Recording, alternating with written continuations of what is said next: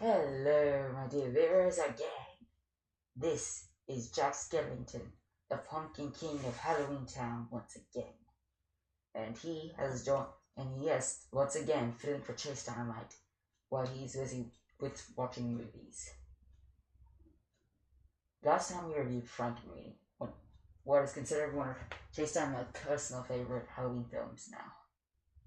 But instead of looking at another movie right now, we're going to talk about a TV series he likes, a horror TV series that were really underrated when they first came out. But overall, they've gained cult followings. Where the first one we're reviewing today. But first, let me ask you a question. Who hasn't heard of R.L. Stein's horror works? Yes, R.L. Stein, the Ohio-born horror author, best known for writing the Goosebumps books, the Haunting Hour books, Fear Street books. Many consider him the second best horror writer besides Stephen King. Chase may not have read the books yet. He plans to. He told me. But he also told me that he really liked the TV show growing up, and a new one we'll get to later.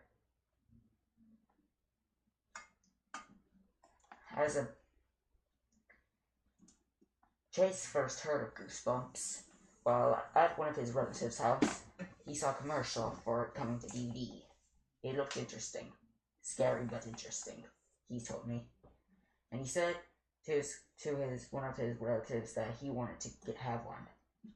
And so they did, a few months later. They got him the Goosebumps episode, Welcome to Deadhouse. It was so creepy in Chase's opinion. It also pretty clever and good for a horror film. So Chase started watching some more episodes. However, after he watched one episode where a baby turns out to be a monster, a stalking monster who could talk, he got off Goosebumps for a long time. For about 4 years he stayed off. But last year in 2013, he made his daring move and watched it again on the hub. Well, it used to be the hub. That's one of the reasons Chase Dynamite is not here. He's mourning the death of the hub. Into Discovery Family. But anyway, they still sometimes air Goosebumps on the hub.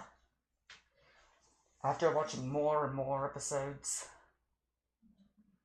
Chase started liking the show even more. But what got him the most was when his YouTube friend, Movie Maker C, said that there was actually a well-known celebrity who was in Goosebumps, Hayden Christensen. You may know him for playing Anakin Skywalker in the Star Wars prequels. This was at a really young age for Hayden.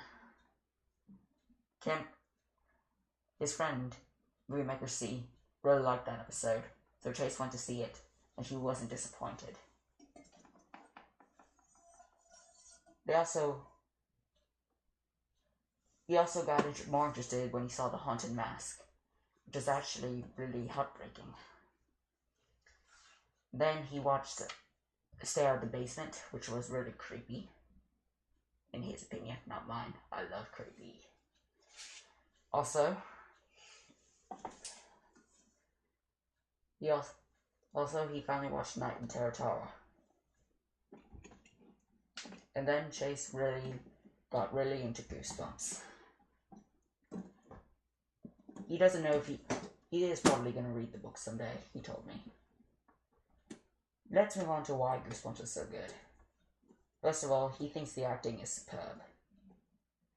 It may not be all that good, but for a comedy horror show, it's really good.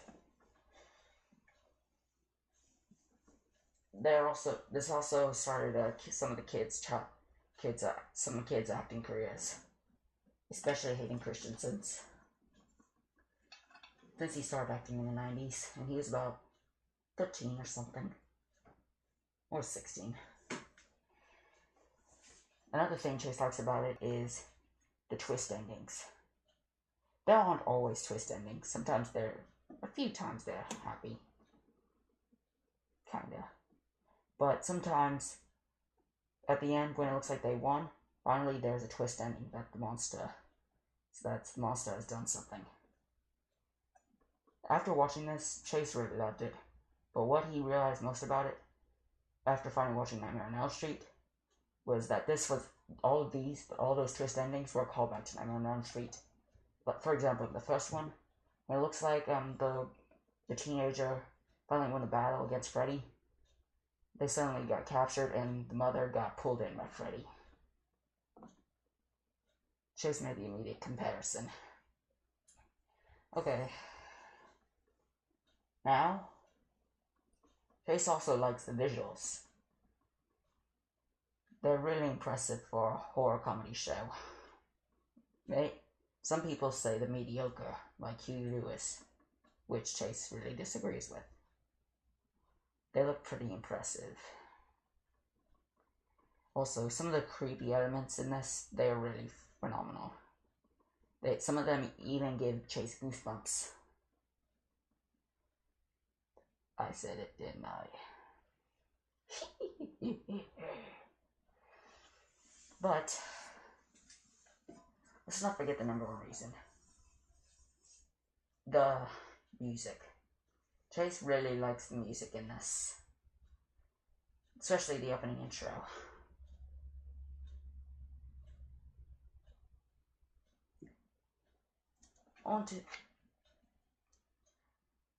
They're also really good for Halloween, if you really like Halloween. It still might not be really good might be a little too scary for kids. But if they're like 6 or up a little, unless they're 7, actually, Chase saw it on the hub this just in, they suggest watching it together as a family. But it's not all too scary for 7-year-olds, as long as they watch it with their family. So Chase gives this TV show a 10 out of 10. And by the way, what I just said, it is kind of true. But the next one, this definitely cannot be watched by kids under 10. This is the one that's really gonna get scary.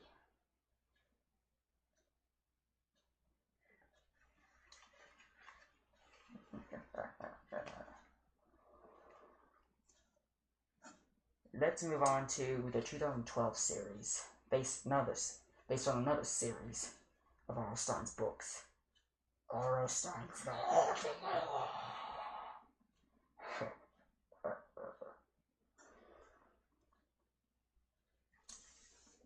This is another Hub TV show, original, and it still airs on Discovery Family. It's airing on it right now, since Halloween's around the corner. This one, however, Chase thinks is even creepier and even scarier than Goosebumps. The first episode Chase saw was where a girl is having nightmares about the death of her father when she has an amulet taken by her. That was the last thing she can remember about her father in his memory. And while her mother is out, she realizes the amulet is gone. And turns out the woman who's owning it tells her that there's a boy next door and tells her to stay away from him. But then the boy, who the teenager starts befriending, tells her that the owner is a liar. And that night, while the girl is trying to find her amulet, which she does, that night she finds out the truth. The hotel owner is a vampire, and the boy living next door is a werewolf. The vampire is the one who wants to kill her, though. But the werewolf saves her and finally brings back the amulet for good. But in the twist ending, the werewolf really is real, even though the girl wakes up, probably thinking it's all a dream. Chase really found this interesting. The visuals were even better than Goosebumps, and the acting was really even better. But when he watched, when it got on Netflix, Chase was really excited. And then he started watching the two-parter, first episodes. An episode about a doll named Lily D. An episode about a doll named Lily D. And it turns out she's actually has a soul. She doesn't want to be a doll anymore. She doesn't want to be a doll at all. So she's framing the human Lily, who resembles her, who she modeled after. And she starts framing her for damaging some of her home's property. Her brother is suspicious and tries to help her, but fails. Lily keeps telling her family that it's Lily D, but her mother keeps rejecting her. And as the mother starts rejecting her, she starts fawning over Lily D, keeping her in a room, even thinking of her as a daughter instead of Lily herself.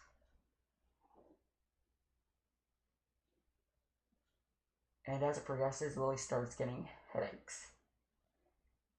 Then her brother and his friend decide to go to the place where they ordered it. They found out that the person who actually made the dolls actually reveals that they all have souls. But they're not bad. Some are shy, some are caring. But Lily B's soul was different. Like I said, she didn't want to be a doll. And she was about to dispose of it, but the company took over her place, kicked her out. The woman told them to destroy it. They said they would. But just like many modern day companies today, instead of destroying, they just make more money and get filthy or rich and forget the responsibilities. The woman doesn't know what's going to happen to Lily, the real Lily, but she knows it won't be good, and they have to destroy the doll. After Lily's mom brings her back from the hospital, Lily says she won't be a bad girl anymore, and her mom accepts it. But as she goes back into her room, Lily D's already there and smashes the mirror in her room.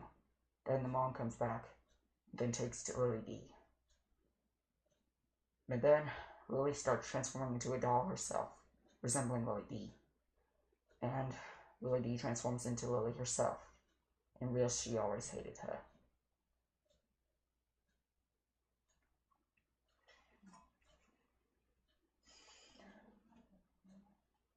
But the brothers come back in time. After one day, they realize on Lily D's doll that it has her birthmark. But they never gave her a full example of Lily's face when they made the doll. They just gave her her face, not her birthmark. And they realize that couldn't be Lily. And they chase after her. And as they do, while the mom is hugging her, revealing that that's their real daughter, Lily comes back, a full human. But then Lily and the side effects are reversed, and Lily D transforms back into her doll self. She nearly tries to attack them from the street, but a truck runs over her. And that's basically the plot of our Steins the Haunting Hour. See why Chase found this creepier and scarier? Because the doll is really creepy. Even the ending song is even creepy. Also, the visual effects are even more realistic and real looking. Also, the emotions in this, and Chase compared it to Chucky the doll. This is why Chase hates dolls. You will never buy dolls. Don't convince him to. They the guys look dead and soulless. Also, but this was also a heartwarming trip for Chase. For the emotions. You also feel for Lily. She's trying her best. In fact, that's something enough to commit suicide. If you, keep being rejected by your parents. Overall, there are even a lot of another celebrity appearance that Chase knows about. Michelle Creever. You may remember her as the voice of Apple Bloom, my pony futuristic. Overall, Chase Dynamite really recommends the Earl Steins TV shows. He thinks you will all enjoy them for Halloween. Now, Chase Dynamite asked me to do one more review before Halloween is over, and then he'll come back. We're going to review an obscure movie channel Halloween movie, but we'll